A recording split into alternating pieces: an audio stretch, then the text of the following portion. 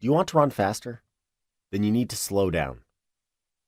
As contradictory as it may seem, the secret to becoming a speedier runner is going slow most of the time.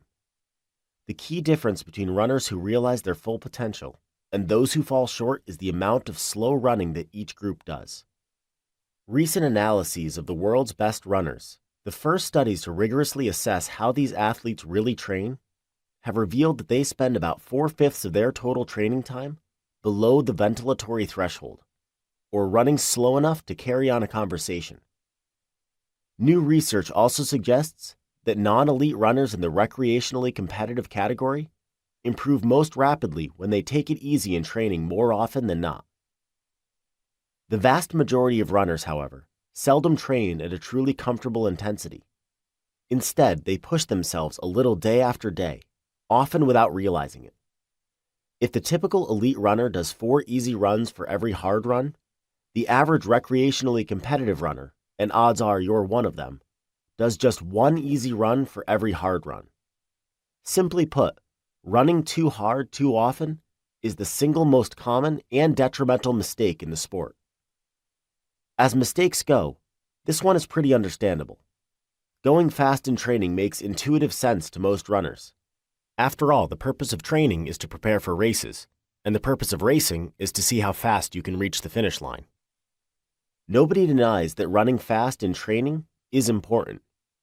But as I will show you in this book, runners who strictly limit their faster running in workouts derive more benefit from these sessions and perform better in races, whereas those who go overboard end up training in a state of constant fatigue that limits their progress. I myself learned this lesson the hard way. I started running a few weeks before my 12th birthday. My first run was a 6-miler on dirt roads surrounding my family's home in rural New Hampshire. I wore a stopwatch and pushed to get a good time, ideally something relatively close to my dad's usual time for the same route. 2 days later, I repeated the workout, aiming to improve my performance, which I was able to do. 2 days later, I took another crack at lowering my mark and succeeded again. Young and naive as I was, I expected this pattern of steady gains to continue indefinitely. After a few weeks, though, I was no longer improving. I was also feeling lousy on all of my runs, and the joy had gone out of them. Eventually, I quit training and turned my athletic focus back to soccer. A couple of years later, I blew out a knee on the soccer field. After recovering from surgery, I decided to start running again.